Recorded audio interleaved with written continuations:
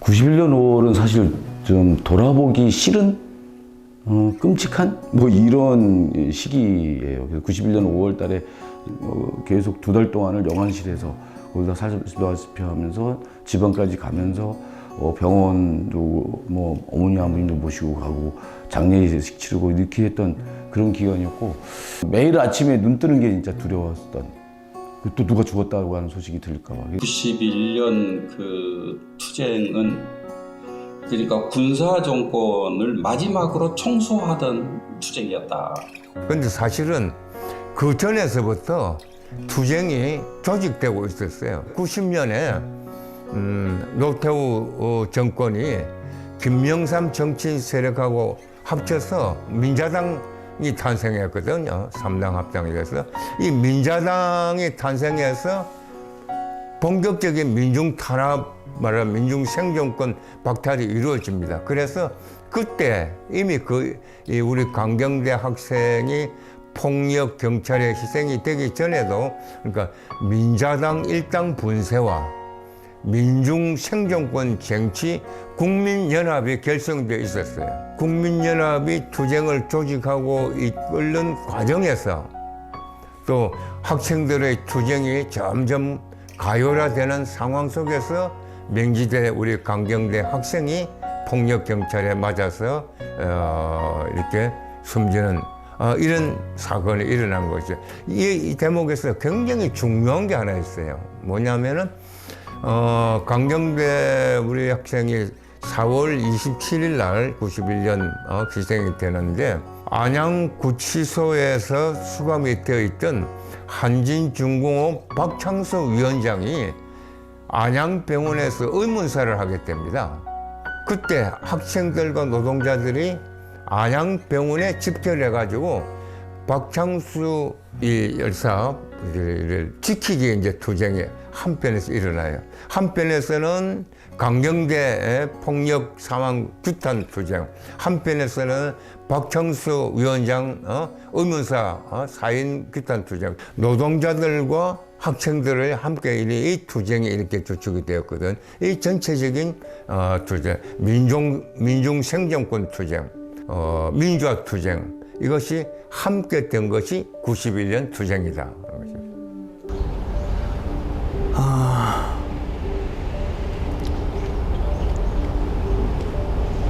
솔직히 고백하자면 우리 강경대 열사의 죽음의 소식은 그 소위 민주주의를 위해서 싸우던 현장에서 정말 많은 사람들이 다치고 죽고 하는 그런 것이 있었기 때문에, 그런 어떤 투쟁의 과정에서 발생한 아주 큰 사건, 이런 정도로 다가왔던 것 같아요. 저는 그게 시간이 지난 지금도 마음속에 늘 죄송스러움 또는 제 자신의 어떤 안일함, 이런 것으로 지금도 남아있어요.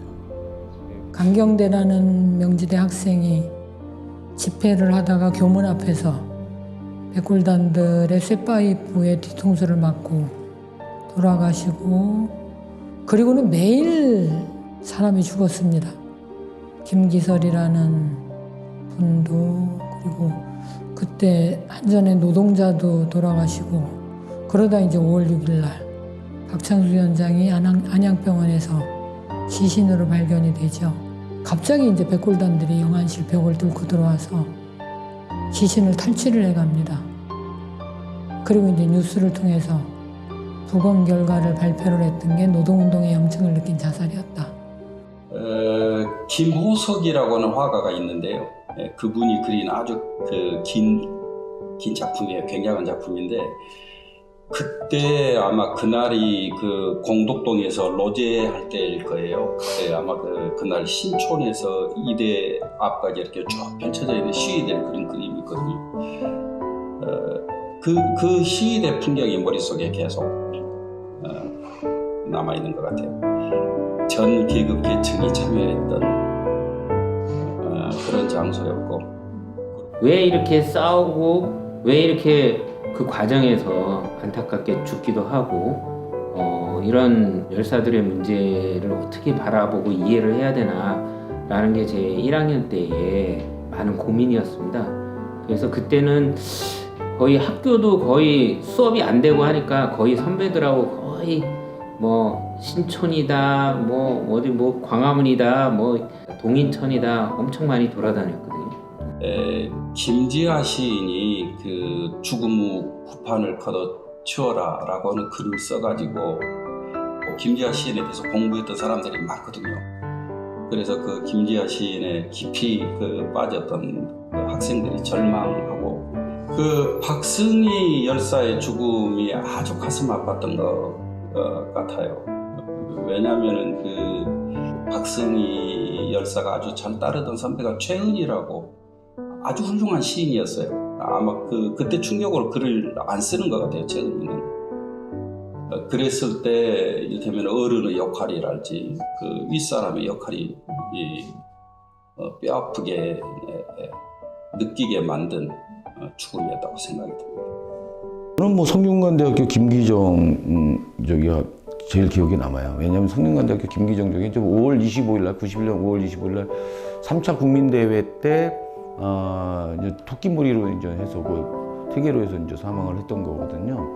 근데 이제 김기정이 기억에 남는 건 뭐냐면 이전에 유가엽과도 어머니 아버지 들하고도 관계가 있었던 친구예요. 그래서 그 전해 90년 가을에 성균관대 축제 때 우리가 가서 장터도 하고 그랬어요. 그걸 같이 도왔기도 하고. 그래서 이름을 모르고 있었는데 김기정이라고 해서 얼굴이 딱 나오는데 우리 그 유가엽 부모님도 진짜 경악을 했죠. 아니 얘가 충격이 컸었고 그러면서 유가엽 분들이 백병원 장례식장을 계속 지켰어요. 같이.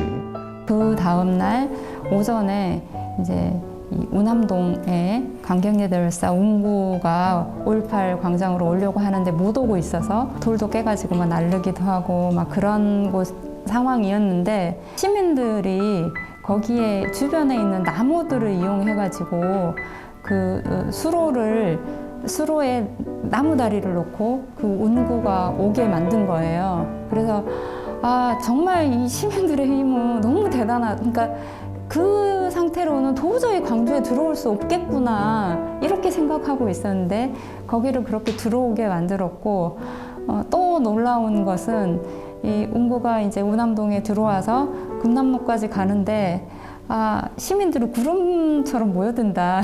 그러니까 이렇게 갈수록 계속 뒤에 대열이 많아지고 박수치고 함께 해주는 그런 게 지금도 눈에 선합니다.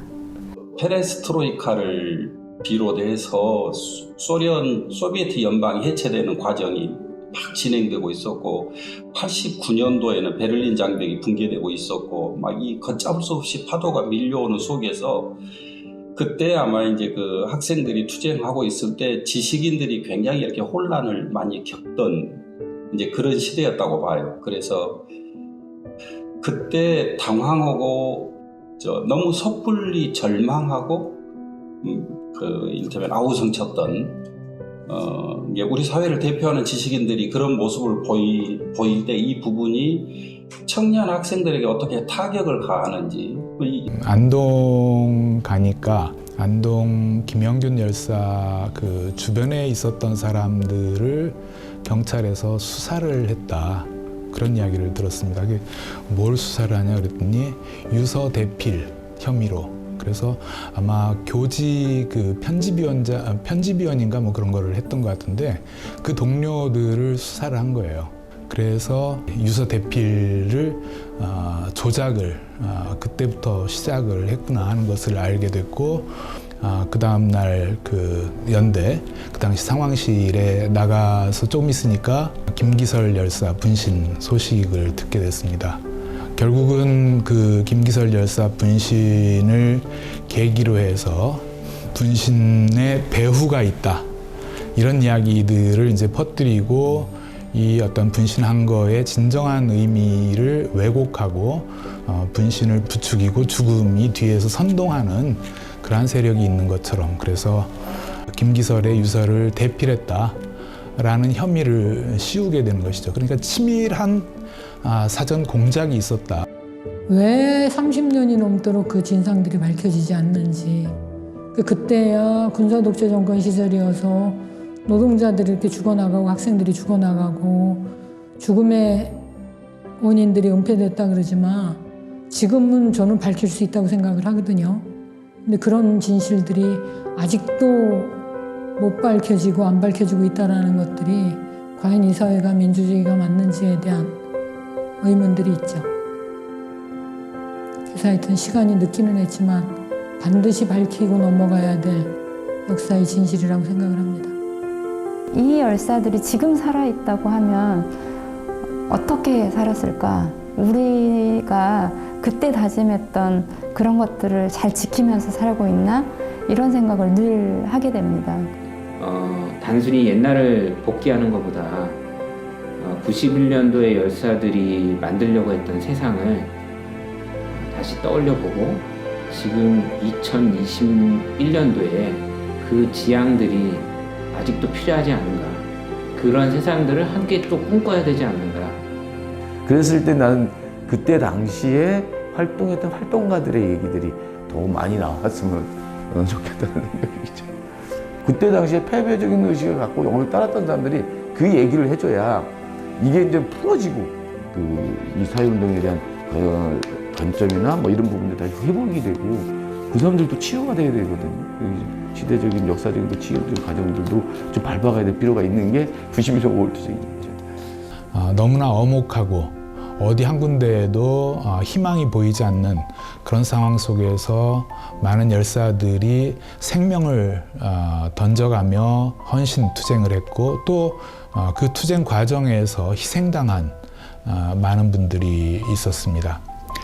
촛불항쟁이라는 것이 가능했던 것도 사실은 그 당시 이러한 많은 열사들 분신한 거하고 그 과정에서 희생당한 그러한 열사들의 씨앗이 촛불로 부활한 것이다. 촛불혁명이 미완의 것이라고 본다면 그것이 좀 더 활짝 꽃피고 그 열사들의 희생이 정말 우리 사회의 새로운 아름다운 사회의 변화를 위한 큰 힘 또는 추진력이 됐다라는 평가를 할 날을 좀 기대합니다. 그럼에도 불구하고 저는 희망을 걸고 있습니다. 왜냐하면 따져보면은 우리의 민중투쟁의 역사는 희망과 좌절, 그 좌절을 딛고 일어난 저항, 분노가 다시 또 희망을 만드는 그 역사의 되풀이였거든요. 그래서 우리가 91년 투쟁 30주년을 맞고 그 30주년을 성찰하는 의미는 사회 변혁의 역사는, 민중의 역사는 희망과 좌절이 되풀이기 때문에 어떤 상황에서도 좌절하지 말고 다시 힘을 합치고 연대해서 희망을 만들어야 한다. 그런 말씀을 드립니다.